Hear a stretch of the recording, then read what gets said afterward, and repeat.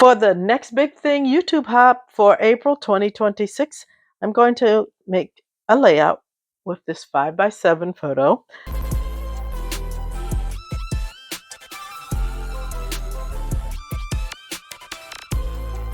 The face of the baby is covered, understandably. And I've selected papers from the Creative Memories Welcome Baby collection. And it's recently retired, but there may be some packs around out here. I'm going to use this lovely floral to be the background of my layout. I'm going to use this gingham to be the matte for my photo. I think that a small thin matte in this color is going to be lovely. I'm then going to take what remains of the paper and I'm going to cut a circular ring. I won't be able to make a full ring because I will have cut some of the paper off.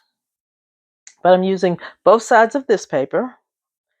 And then I'm going to use both sides of this paper to make a horizontal border to be a shelf to put my photo on.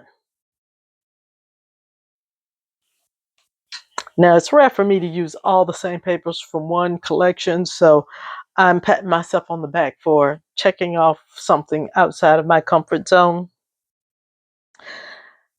And for this shelf, I want a curvy border. Surprise, surprise. But here is the surprise for today.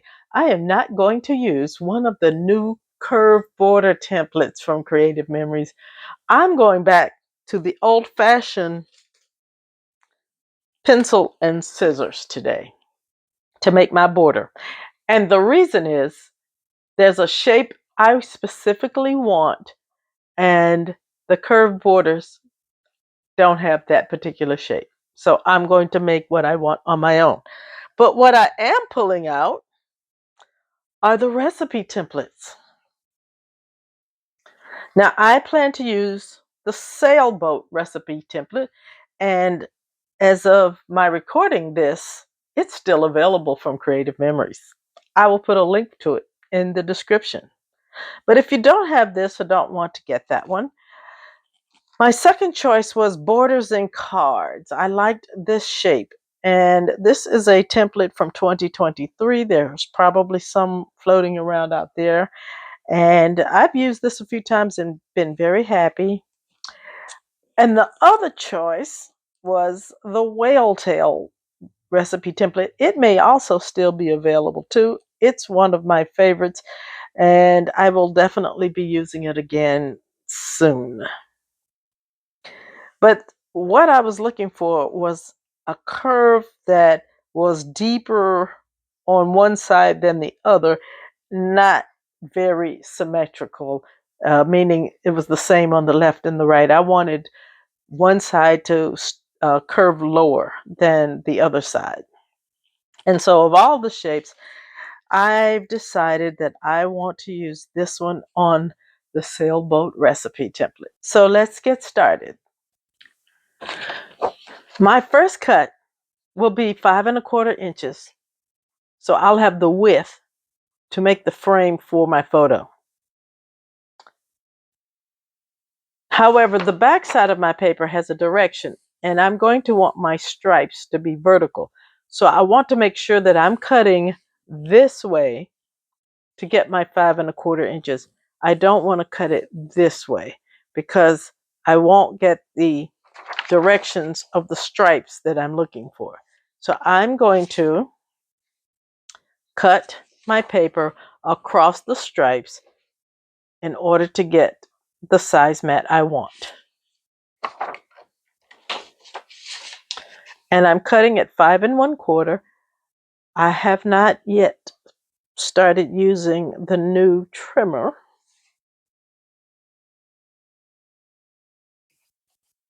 So I now have 5¼ inches, which gives me a nice thin border around my photo. And now I'm going to cut 7¼ inches.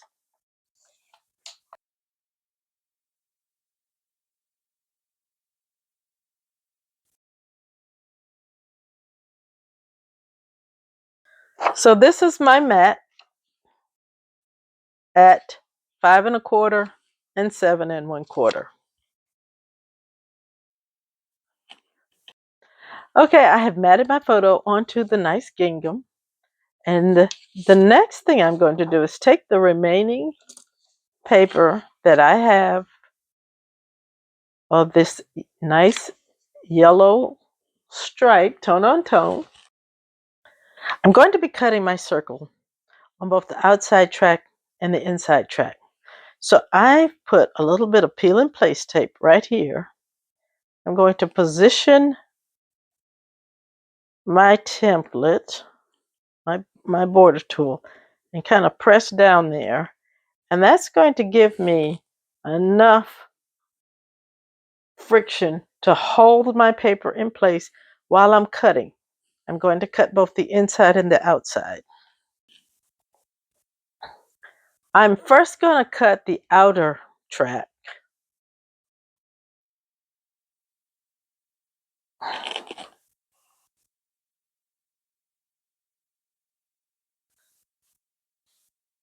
Now, just because I have the peel and place tape, I'm still putting pressure on my template as I cut around.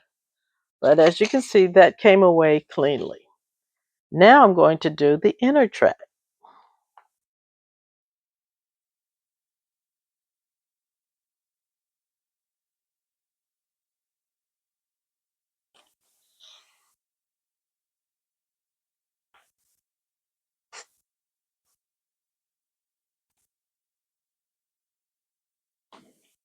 And we'll know, yes, and that came away nice and cleanly as well. We're going to discard this half circle, but there's plenty uses in a future layout for this. So next I'm going to be using this paper to make a wide band at the bottom. And I'm going to use both sides of the paper. And I want it to be pretty wide. I'm going to want my stripes to go vertically. So therefore I'm going to cut across the stripes. And I'm going to cut at 4 inches. Now I may end up trimming it down some more, but 4 inches should give me a very healthy border.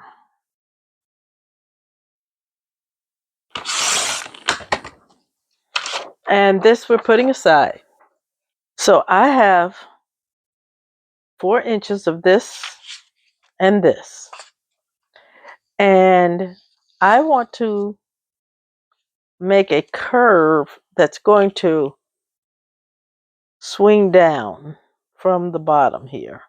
So this is the Sailboat recipe template, and it has 4 curves that I can pick out from the design.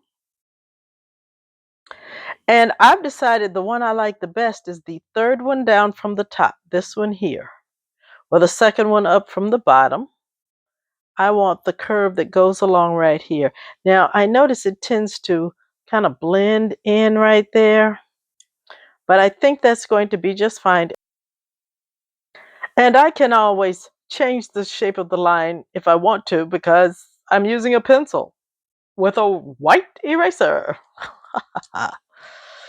Okay, so I'm going to take my paper. I want to cut my line around the middle. Um, this is very, very much based on your own preferences. Now, one of the things I guess I need to do is my line will be going horizontal left to right. And so the first thing I want to make sure I do is sort of make sure my paper is straight. So I want to make sure my paper is straight against the template. And I want my curved line to kind of follow the middle. I'm not measuring. I'm not trying to be precise. And I'm going to take my pencil and trace this curve. Now, one of the things about these templates is you're not going to get a continuous line.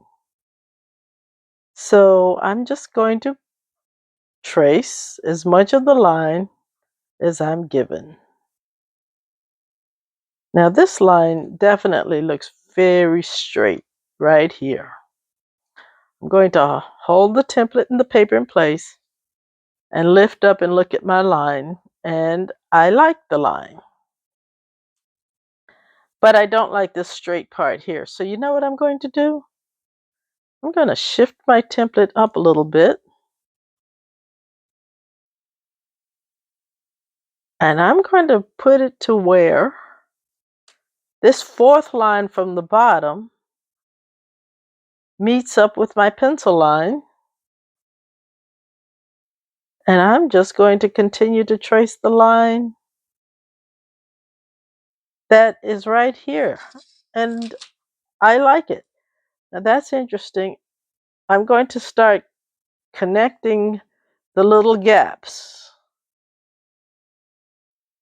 Now, you don't have to draw them in if you're comfortable with your scissors.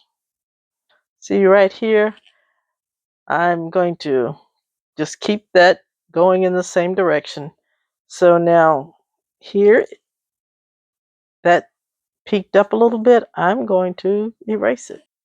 Here is my pencil line that I'm going to cut on.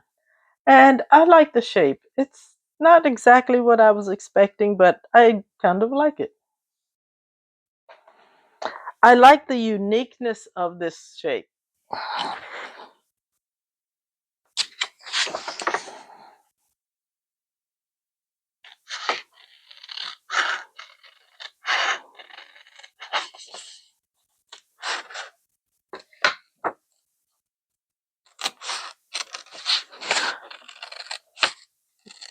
Now, there's nothing required of perfection here. I am not trying to be perfect.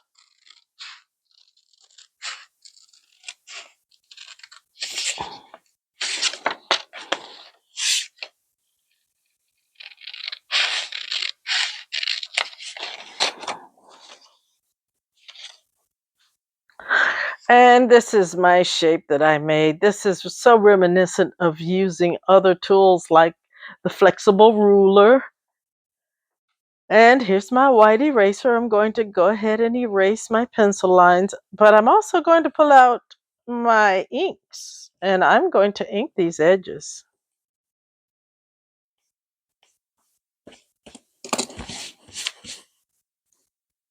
I like this shape. And so the thing I want to do is I want this pointing down, or do I want this one? So now I have a choice. I can choose which of these curves I like. I think I like this curve. And so I'm going to turn this one over like this. So this is what the base of our layout is going to look like. And then we put our picture on here and it's going to have this lovely shelf to rest on. And I can, if I choose, I can pull my shelf down. Now before I get too excited, I want to ink my edges. And I think I'm going to want something to cover this seam. And I'm going to look and see what all of my options are.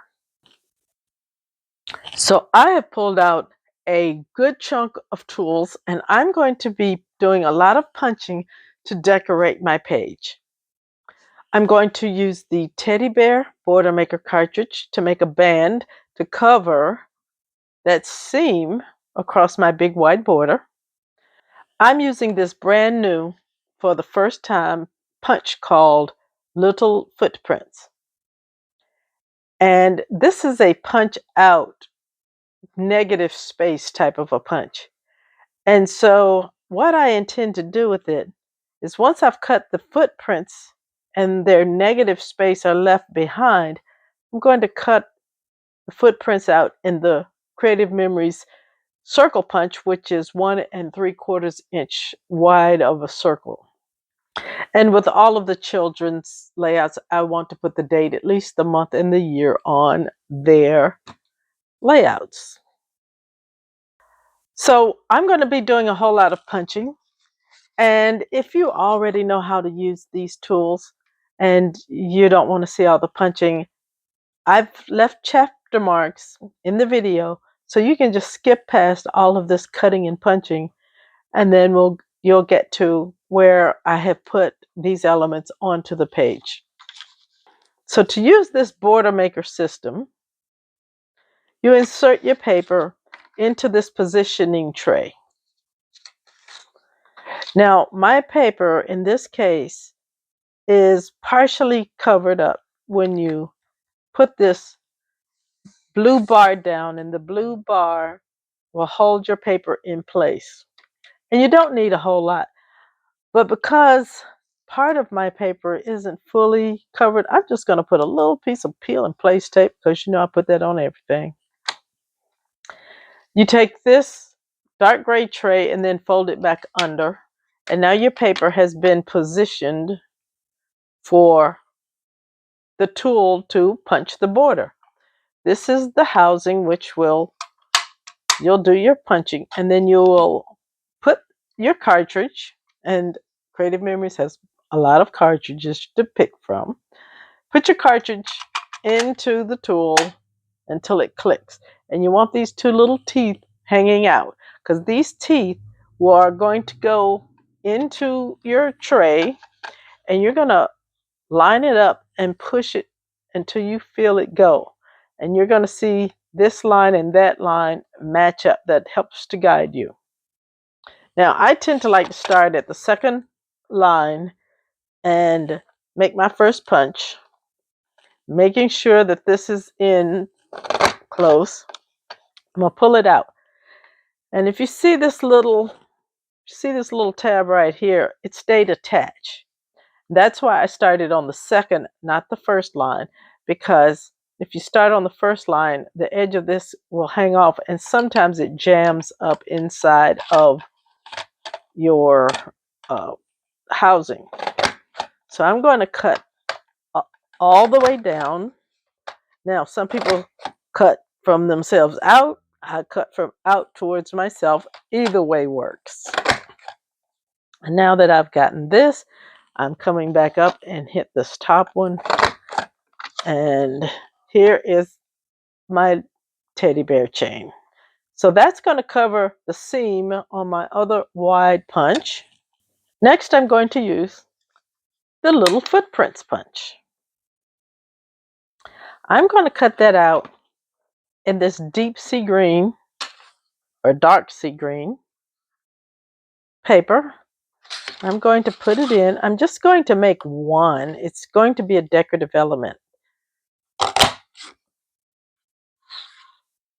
And there are my little footprints. So now I'm taking my little footprints and my circle punch. I'm turning my circle punch upside down so I can see and position it. And I think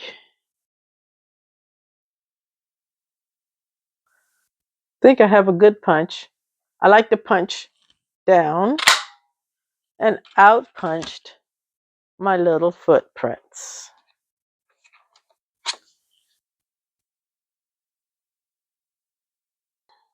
So what I'm going to do is just punch another circle.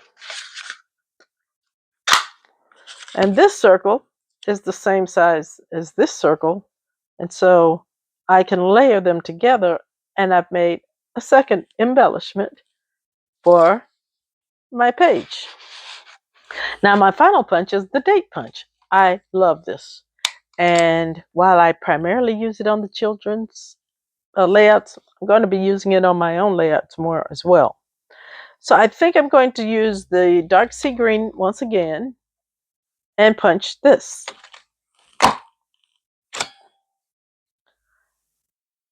Now out punches this. I could mat this on yellow, which I think I may, but I will share with you what my preference is. I actually like the yellow. And so I like to punch this little rectangle right here out on the paper.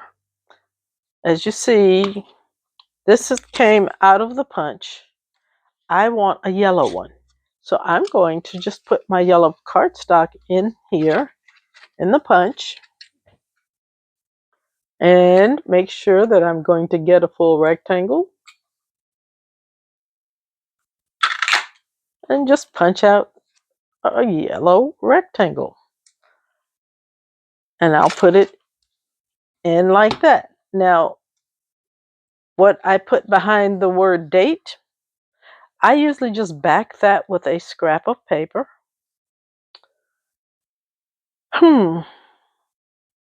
I could back it with a scrap of yellow. And I actually kind of like that. And I just cut a piece. I will cut a piece of paper. First thing I'll do is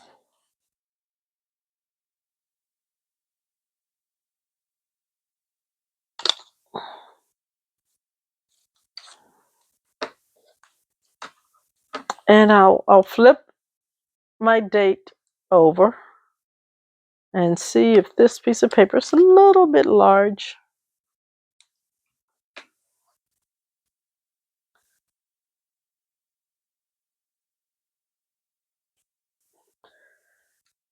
I will put a little repositionable adhesive over there, and then I'll cover it up.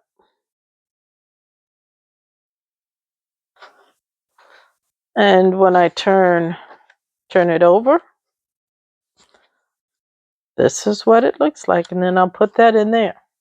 That way, if I mess up writing the date, I can punch another one. Okay, let's get our layout finished. Before I put the photos and embellishments on the page, I wanted you to see the base of the page because I really think it's beautiful. I did ink around the ring and on the edges of the border. I used Memento ink Toffee Crunch. Now, I typically use rich cocoa, but I felt it would be too strong and too dark on this soft page. And the Toffee Crunch really did the right job. I like it. It really helps, especially the ring, to lift off the background. So now I'm going to put the photo and embellishments on the page and come back with the final layout. And this is my final layout. I am very pleased with it. I love the colors. I love how they blend with the photo. I got the baby, the pacifier, the bottle, and the leaves from a collection called Artsy Add-ons, which went with this Welcome Baby collection.